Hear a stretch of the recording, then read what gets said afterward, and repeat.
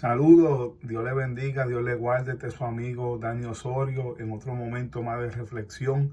Saludamos como siempre, amén, a todos los que siempre nos están mirando, los que siempre están viendo nuestro canal, amén. Le invitamos, amén, a que nos ayude a compartir el video. Le damos gracias a todos los suscriptores. Y en esta ocasión, ¿verdad? Pues queremos hablar un poquito de la resurrección de nuestro Señor Jesucristo y de la crucifixión, ¿verdad? Que obviamente pues se conmemora en estos días. En el día de ayer estuvimos, ¿verdad? Conmemorando el sacrificio que Cristo hizo en la cruz del Calvario. Y en el día de ayer pues, estuvimos en la iglesia, amén, dando la conmemoración, celebrando este día de la cual para nosotros, pues, más que tristeza, amén, por el acontecimiento tan cruel, el recordatorio tan cruel, ¿verdad?, de la muerte de nuestro Señor Jesucristo, más que entristecernos, eso debe de alguna manera regocijarnos, ya que gracias al sacrificio que Cristo hizo en la cruz del Calvario, nos abrió el acceso a poder, ¿verdad?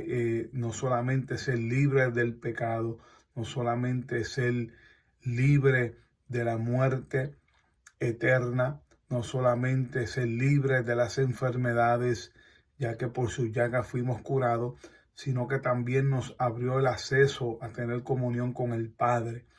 Gloria al nombre del Señor, pues dice la Biblia que cuando Cristo muere en la cruz del Calvario, dice la Biblia que el velo del templo se rasgó.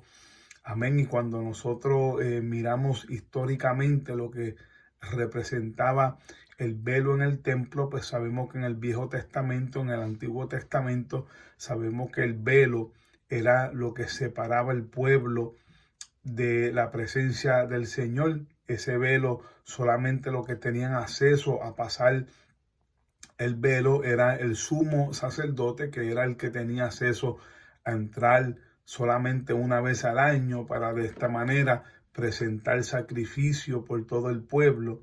Amén. Y es interesante, ¿verdad? Que solamente pues tenía acceso a una vez al año y solamente era el sumo sacerdote, era una persona específica, era una persona escogida, elegida, amén, a hacer este tipo de sacrificio. Y allí pues, ¿verdad? El pueblo llevaba sus sacrificios, llevaba sus corderos, llevaba sus diferentes tipos de animales y allí pues lo presentaban, amén, y el sacerdote pues pasaba al lugar santísimo que quedaba detrás del velo y de allí pues derramaba sangre en el altar por cada uno de los que, ¿verdad? Iban y presentaban su sacrificio y de esta manera quedaba cubierto el pecado por un año.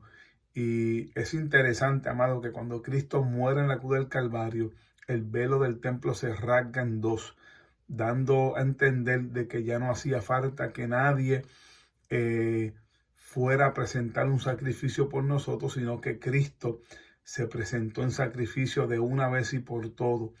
Amén. Y el velo del templo rasgarse era un indicativo de que ya no hacía falta que eh, o sea, que número uno, pues ya no hacía falta que un hombre intercediera por nosotros. Número dos, ya no hacía falta crear una separación entre Dios y el hombre, sino que al velo del templo rasgarse ahora era un indicativo de que tú personalmente tienes el acceso a Dios, no necesitas de un hombre. Es por eso que nunca he entendido cómo la gente, ¿verdad?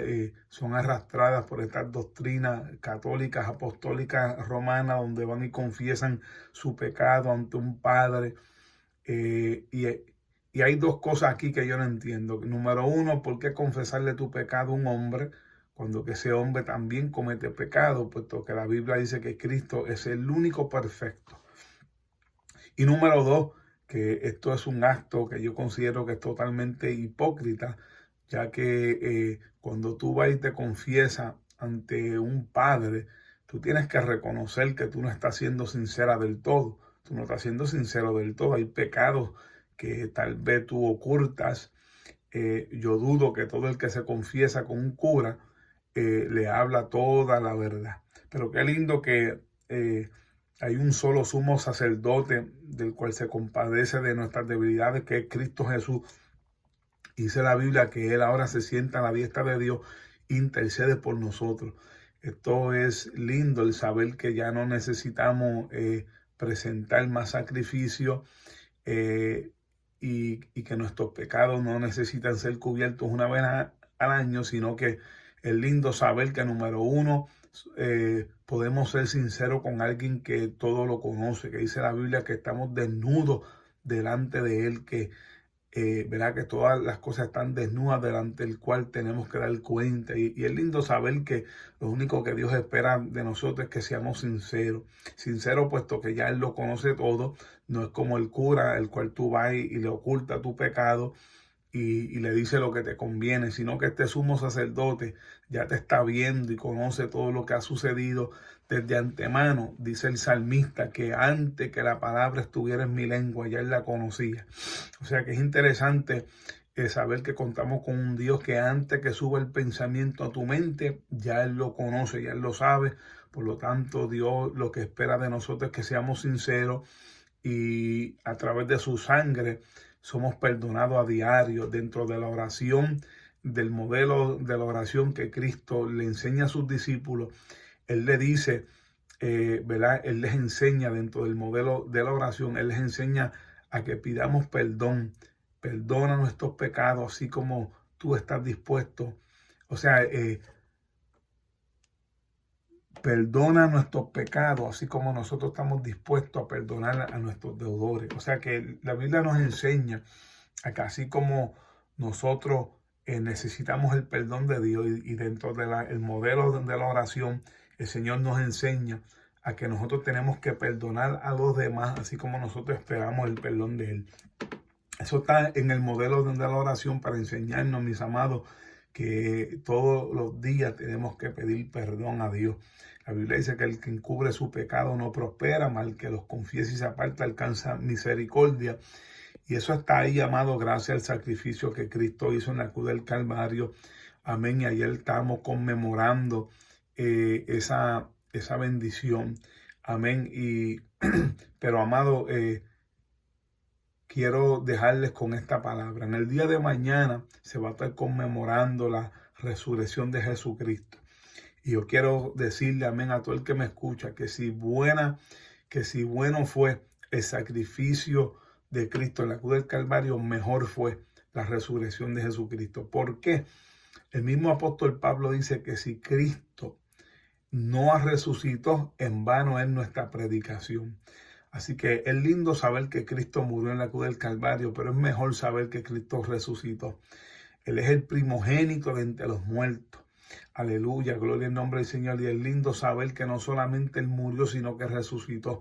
Porque de morir cualquiera muere. De morir hubieron otros que murieron en la historia. De morir hubieron 2 ladrones que murieron. Amén. Y con esto no estoy subestimando.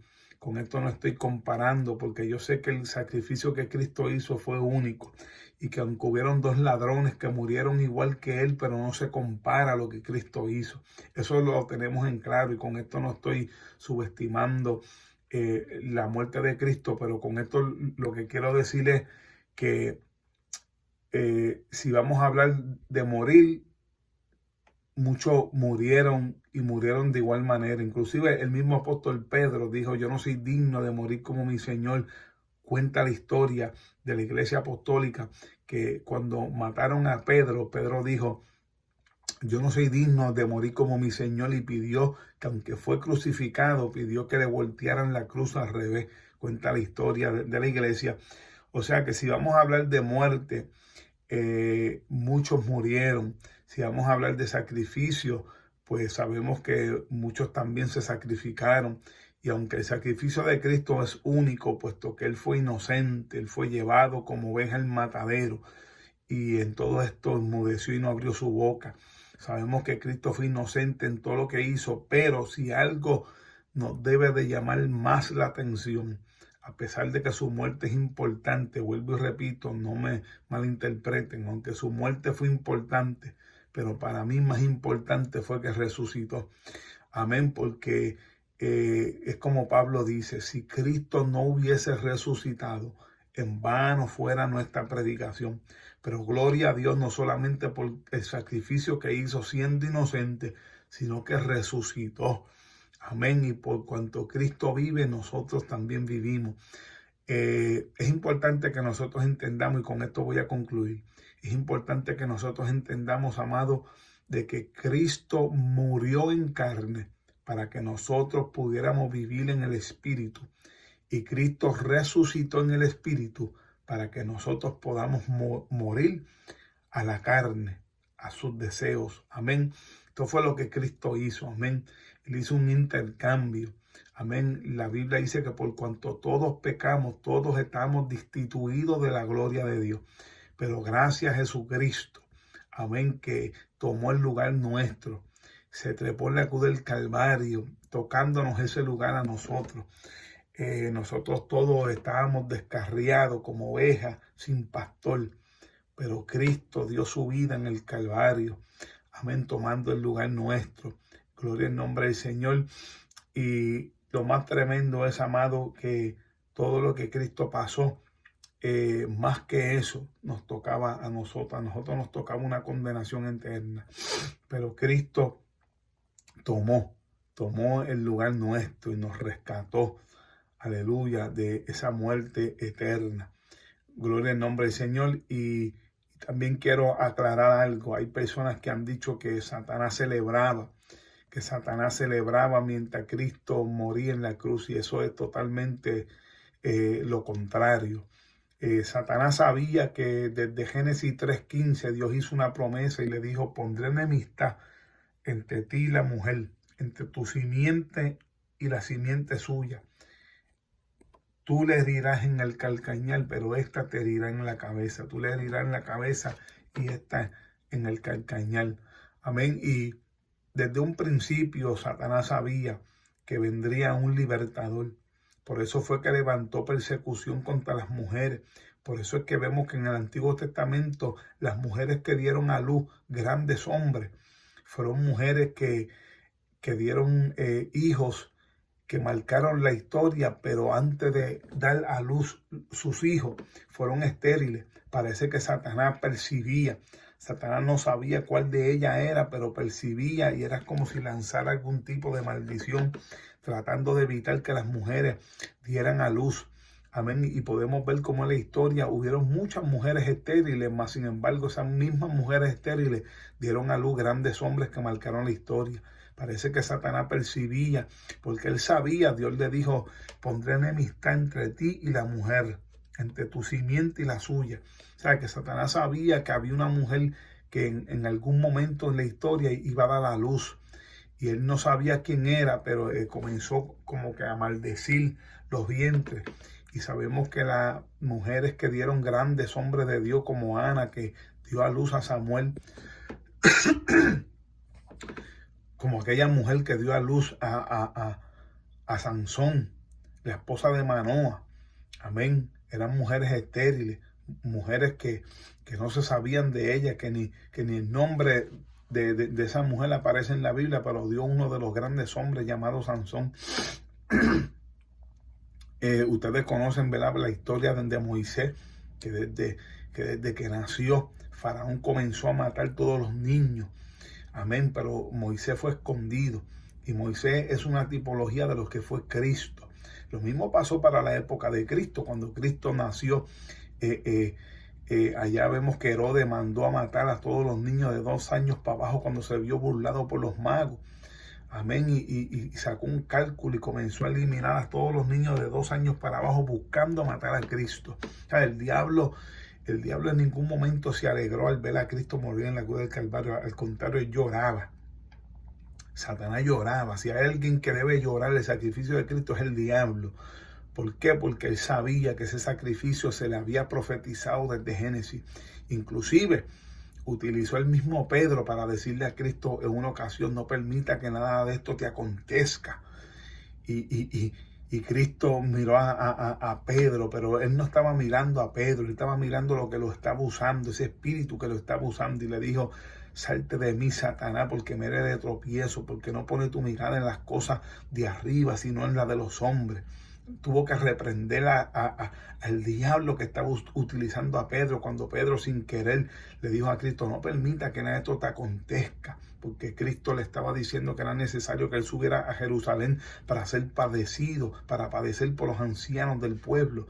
Y podemos ver cómo Satanás, utilizando aún hasta el mismo Pedro, le dijo: no permita que esto te acontezca. Inclusive cuando ya Cristo está en la cruz del Calvario, cuando Cristo está allí ya faltándole unos minutos por morir, vemos como el diablo comenzó a mover a la gente, comenzó a mover a los soldados y a decirle: si tú eres el Hijo de Dios, bájate, bájate. Comenzaron a tentarlo, comenzaron a decirle: si tú eres el Hijo de Dios, sálvate a ti mismo. Inclusive uno de los ladrones que estaba allí comenzó a decirle: si tú eres el Hijo de Dios, sálvanos, sálvate a ti mismo y sálvanos a nosotros. Y dentro de la multitud que estaba viendo allí, los cinturones que estaban allí, los guardias que estaban allí, la multitud que estaba presente decía, burlándose: bájate, si tú eres el Hijo de Dios. Ve, Satanás comenzó a influenciar, porque él no quería que esto aconteciera. Él sabía que esto se le había profetizado desde generaciones.